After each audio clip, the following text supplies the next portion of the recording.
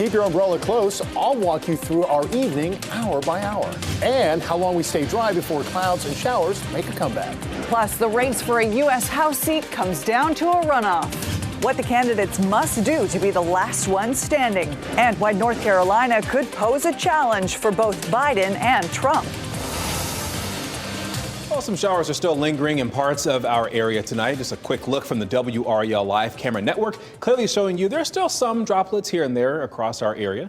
Thankfully, most of the storm is now out of its way. As you can see the radar behind me here. Thanks for joining us. I'm Chris Lovingen. And I'm Ashley Rowe. Yeah, this is a live look at the radar. You can see the rain still hovering over the northeast part of our viewing area up toward the Virginia line. Meteorologist Mike Mays is in the WRAL Severe Weather Center. Mike, when is this thing going to be done with us? I think completely done, probably 4, 5, 6 a.m. tomorrow. We've got a bit of energy in the upper atmosphere that's off to the west that's helping to develop this rain here in South Carolina. That will be moving into our southern county shortly, up toward the southern Virginia line and over into the Chapel Hill area. We're still seeing a little bit of light rain.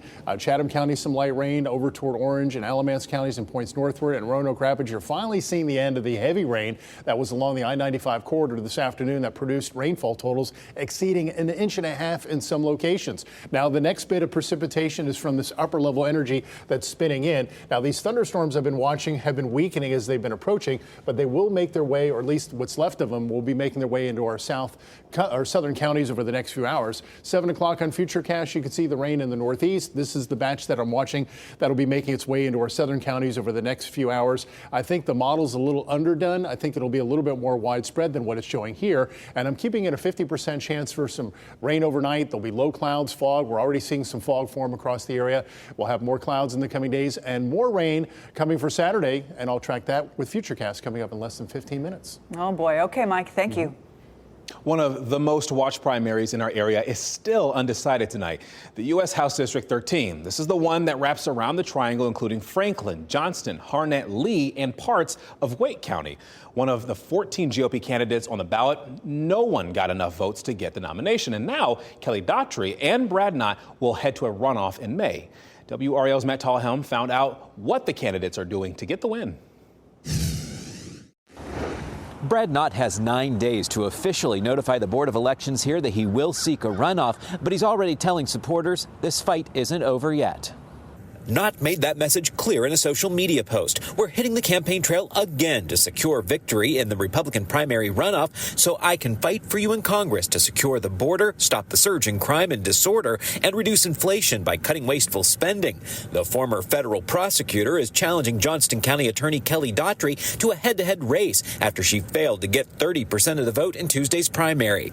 In a statement, Daughtry's campaign says the results make it clear that voters are seeking a candidate who will prioritize America first. I want to compliment my fellow Republican candidates in the races they ran. I look forward to the next 60 days as we continue to rally support in North Carolina's 13th congressional district. Now it's all hands on deck, doors being knocked throughout the district, new ads coming out. Luke Stansel leads a super PAC that's raising funds to support Daughtry's campaign. He's looking at her lead in her home county, where she got nearly 6,000 more votes than Knott, who fell to third place there. You're going to see a great level of support for Kelly, to rally behind her from the citizens of Johnston County to send a citizen of their county to Congress. She's not necessarily the overwhelming favorite. I think it could be pretty interesting. NC State political science professor Andrew Taylor says it will come down to which candidate can get more people to the polls for the second time in 2 months. The people who care intensely about you being the nominee is going to be really the key here, rather than trying to persuade people to get off their couches who really don't care to. Both Daughtry and Knott are tying themselves to former President Donald Trump's campaign, but experts say both are likely to face criticism for their connections to Democrats in the past. Daughtry donated to Democratic campaigns, and Knott worked under a Democratic administration. Matt Tallhelm, WRAL News, Raleigh. Just more context here. Whoever wins the May 14th runoff is heavily favored to win the general election in November against Democrat Frank Pierce. And after last night's election, the woman in charge of North Carolina's public schools will not keep her job. State Superintendent Kathy Truitt lost last night's primary race. Michelle Morrow took the GOP nomination instead. Morrow is a homeschool mother who has called schools socialism and indoctrination centers. She last ran for office in 2022 when she lost the race of a Wake County School Board seat. While most of last night's races weren't much of a surprise, the general elections will be very tough to predict. That's especially true for the presidential race. A Trump-Biden rematch is all but locked in. But both face some challenges in North Carolina. For starters, Nikki Haley made it to within 20 points of Trump in Wake, Durham, Orange, and Mecklenburg counties. I asked Meredith College political science professor David McLennan what that might signal. We've always known that Donald Trump did well among rural, less educated voters, and those counties you identified are the most urban and the most educated counties. So, this is where Donald Trump is going to continually have problems trying to reach out to those voters. I mean, he had trouble with them in 16, 20, and presumably in 24. As for Biden, McLennan says he faces an uphill battle with minority groups and young people. This was especially true in Robeson County. Biden got just 63% of the vote there last night. That is much lower than similarly sized counties like Wayne and Nash, where Biden got 88% of the vote. The place that Joe Biden did the worst yesterday was in Robeson County, which is a high minority county. And so that just symbolizes the challenges he's got in the next 8 months. If he doesn't get the young voters, the minority voters out, at least to the level that he saw in 2020, if not even higher, that makes winning the state of North Carolina very difficult.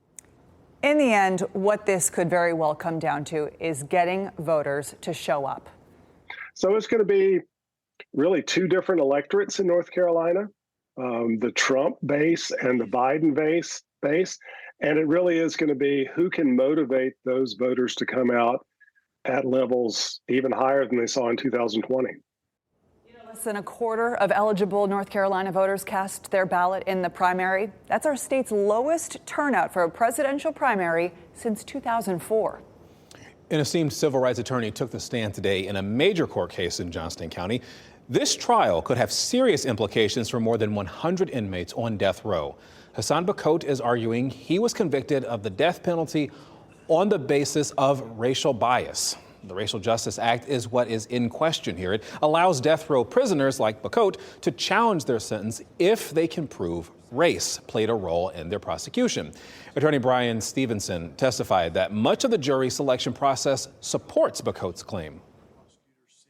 If you said, I don't want anybody who expresses any hesitation on the death penalty, and you struck everybody, it becomes credible. But when you accept white jurors and you discard black jurors, it doesn't become a race-neutral reason based on this reason alone.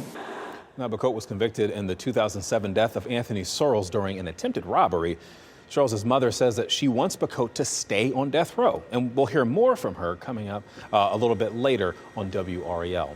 Now, Cary-based software company SAS is letting go of more employees, it turns out. The company would not say how many, but did share the positions will come from its retail solutions division.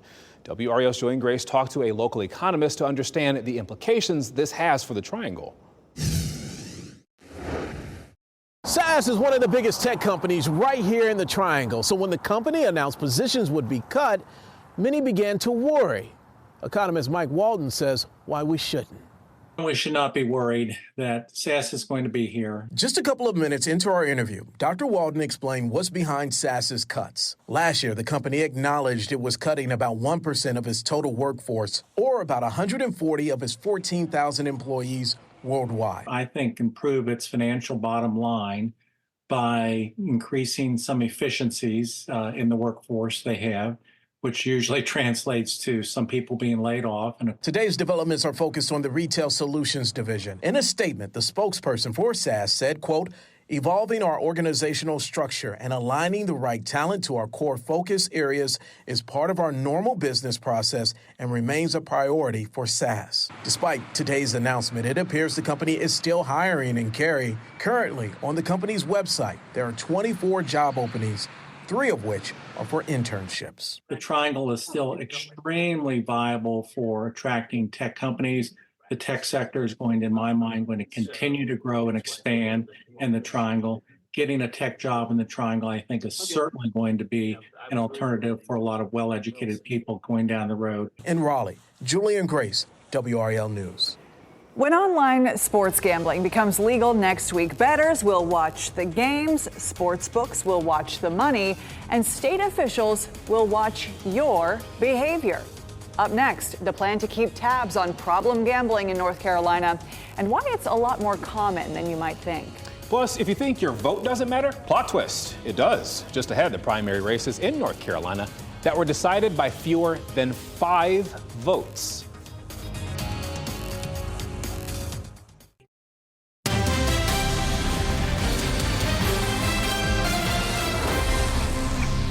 We are less than a week away from North Carolina joining 26 states that already have online sports betting. Since you're watching TV right now, I know you have been inundated with the ads reminding you about this. Monday, March 11th at noon is when you will be able to begin placing bets on your favorite teams. And as we've learned from commercials past, the sports books have a creative way of pulling you in. And right now, new customers bet $5 and get $150 in bonus bets. This is a FanDuel commercial that ran during the Super Bowl, offering bonus bets if you put in $5. It's a common promotion with a simple intent of getting you to sign up and place that first bet. That's one way they draw you in. But the North Carolina Department of Health and Human Services knows that for too many people, that can be the start of a slippery slope. Do you know anyone who's a natural redhead? Do you know anyone with green eyes? If you answered yes to either of those, you know someone who is part of only 2% of the world's population. So it's not unfathomable that you might also know someone who is or becomes a problem gambler. An estimated 2 to 3% of Americans are considered to have mild or moderate gambling problems. Gambling addiction is enough of a concern that there is an entire division of the North Carolina Department of Health and Human Services dedicated to problem gambling. We've seen a lot of growth over the past few years with our abilities to reach youth, with our abilities to reach college students, with our abilities to provide treatment, with our ability to provide peer support services. This problem gambling program is now set to get $2 million a year from sports betting taxes to the state. This is what you see up top here. Now note that this $2 million stays at $2 million despite the projected exponential growth in revenue that the state is set to receive. On the other hand, UNC athletics departments, major events and attractions in the state, and the government are going to get a percentage of the sports betting tax revenue. See how their projected distributions go up and up and up. More and more people are at risk of getting addicted to gambling, but the funding stays the same. The National Council on Problem Gambling estimates the risk of gambling addiction grew by 30% between the years 2018 and 2021. So with the heightened exposure to gambling creating a greater risk for problem gambling, the state is making efforts with the finite resources it has to educate people as young as middle schoolers. Middle schools and high schools are our current reach. We actively have about 40 schools and at-risk community organizations every year. Sometimes that goes down a little bit and sometimes that goes up a little bit, but that has everything to do with the amount of money that I have in my budget. The state offers grants for schools and organizations to apply to so they can have this gambling curriculum funded. Soon they'll be offering grants to entire school systems, starting with Charlotte-Mecklenburg this year. Wooddrain tells me they are also targeting college kids, particularly college athletes, because they are particularly at risk to sports betting. And even though most people won't become problem gamblers, those who do can and do hit rock bottom. A 2022 article says disordered gambling has the highest suicide rate among all addictions, with 1 in 5 problem gamblers attempting suicide. So with this $7.5 billion sports betting industry launching here, the state will be monitoring your sports betting behavior with the help of a pioneer in gambling research out of East Carolina University. Her name is Dr. Michelle Malkin, and earlier this month, I had the chance to speak with her. Dr. Malkin, thank you for being here with me. The new program that you are leading is very research heavy. What kind of research will you be doing? We will be doing regular prevalence studies of gambling behavior and risk among the general population as well as marginalized groups here in North Carolina to better understand what the behavior and risk is happening here as we continue to legalize new forms of gambling. We know that sports betting is legal in 38 states. What is your biggest data-driven observation about what's happening in other parts of the country? So what we see in other parts of the country is that as new forms of gambling is legalized, there is a rapid growth in the number of people who are engaging in gambling. So we see an increase in prevalence. What we also see is a huge increase in the number of calls to the gambling helplines in those jurisdictions. And we can anticipate that happening here as well. Since sports wagering is still fairly new, it's only been legal for a couple of years, we're starting to see in the prevalence studies that there may be an increase in gambling related harms, as well as individuals who are identified as having gambling disorder. And we do not know yet how much that will level off or decrease as that new form of gambling kind of becomes mainstream in society. But we will anticipate here in North Carolina a large increase in people seeking help for gambling. Wow. All right. ECU professor Dr. Michelle Malkin, director of the Gambling Research and Policy Initiative. Thank you so much for your time. My pleasure. Thank you. Yeah, there's a lot to consider here. WRAL also recently talked to a psychology expert about the group most prone to gambling addiction and why.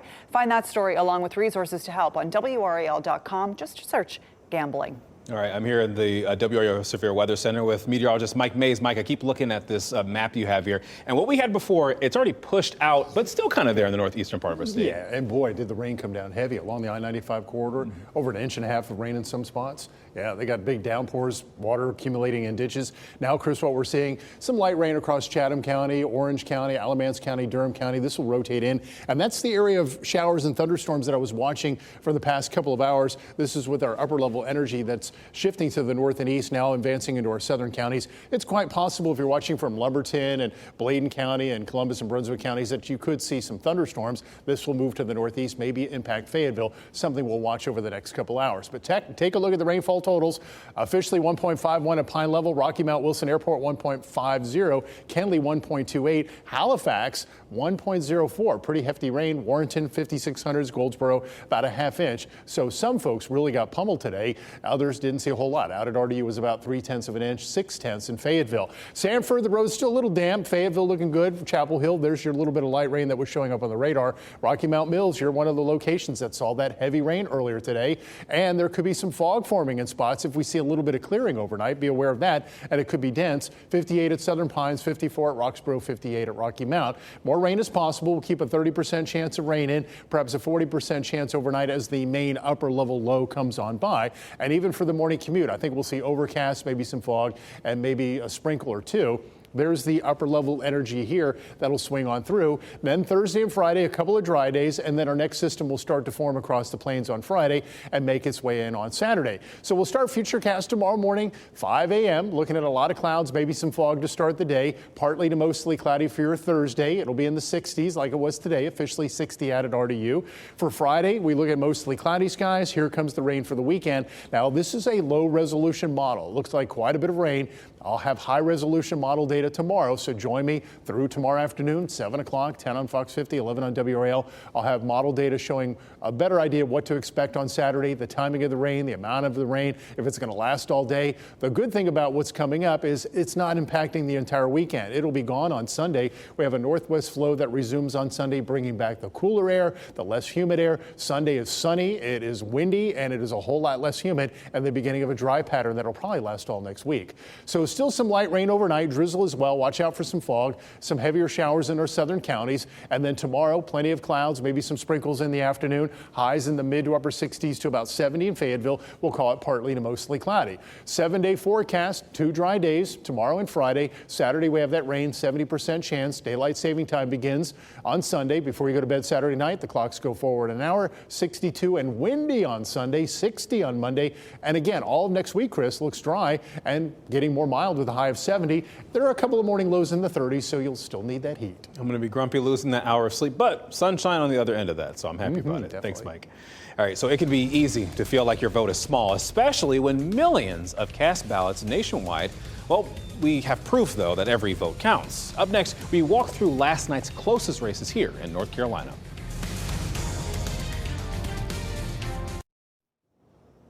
All right, tomorrow night, you can celebrate and support our local arts community when WRAL presents Big Night In for the Arts, featuring amazing artists including Pierce Freelon and Tiff Merritt, Trey Wellington, and so much more. You can help us raise funds to create healthy, vibrant communities through the arts. Watch and donate tomorrow at 7 o'clock on WRAL and wherever you stream WRAL. You know, every election we are reminded that every vote matters. I don't mean the statements from the politicians or the news reports. The results speak for themselves. I mean, we have the results right here. So here are last night's closest races in our states. So let's keep it local for just a moment here. In Moore County, a spot on the school board was decided by 108 votes. Not close enough? How about in Vance County, where 38 votes split two candidates running for a Board of Commissioners seat? In a Northampton County Commissioner's race, the disparity was 33 votes. It gets even tighter outside our coverage area. A Gaston County Commissioner's race, look at the top two candidates there. 3 votes separate them. And in Robeson County Commissioner's race, the margin is just 2 votes. These were the absolute closest races. And plenty of others were decided by a few hundred votes. So while you might see big disparities in the biggest races on the news, don't forget those hyper-local elections. They tend to be the closest, and those positions often have the most direct impact on you and your community. It's so true. Thanks for making WRAL your choice for local news. Our next newscast is at 10 on Fox 50 and 11 on WRAL. As we look live here in downtown Raleigh on Fayetteville Street. Looks like we're happy to see the rain going away here in downtown Raleigh. Have a great night.